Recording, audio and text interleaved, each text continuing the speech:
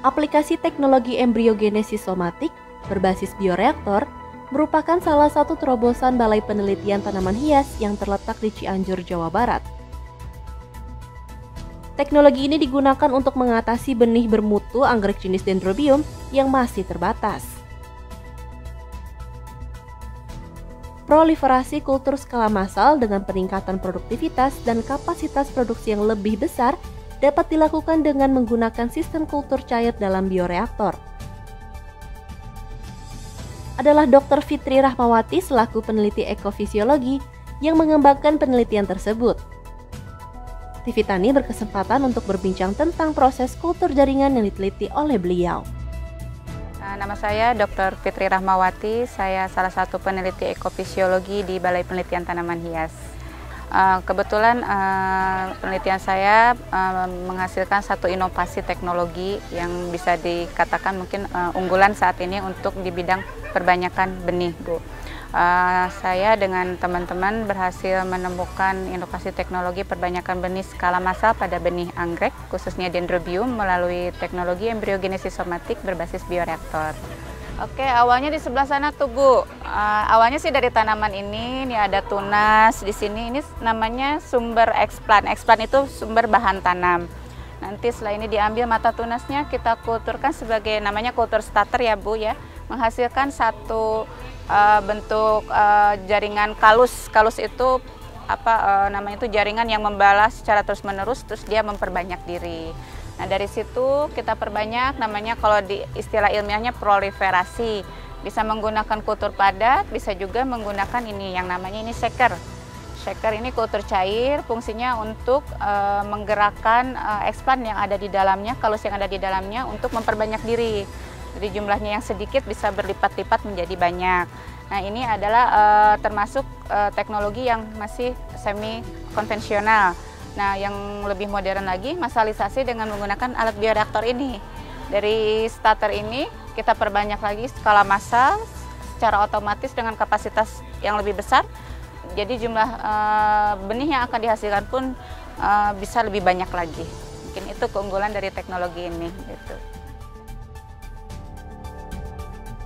Kultur jaringan ini dikembangkan sejalan dengan upaya pemerintah dalam mendorong ekspor komoditas unggulan sebagai sumber devisa. Di antara tanaman hortikultura yang dikembangkan secara komersial di Indonesia, tanaman florikultura memiliki potensi ekspor yang sangat tinggi. Pada saat ini, preferensi pasar internasional mulai berubah ke arah tanaman hias tropis.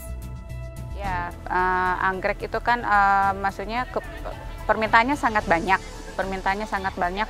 Otomatis kalau permintaan banyak, kebutuhan bibitnya juga sangat banyak. Nah, ini yang selalu menjadi kendala, permintaan pasar itu tidak terpenuhi karena tidak ketersediaan benihnya. Nah, dengan inovasi teknologi ini, kendala tersebut bisa diatasi ya, karena teknologi ini bisa melakukan teknologi massalisasi untuk perbanyakan benihnya. Adapun prosesnya ya memang cukup panjang, tapi bisa menghasilkan dalam jumlah yang banyak juga gitu kan.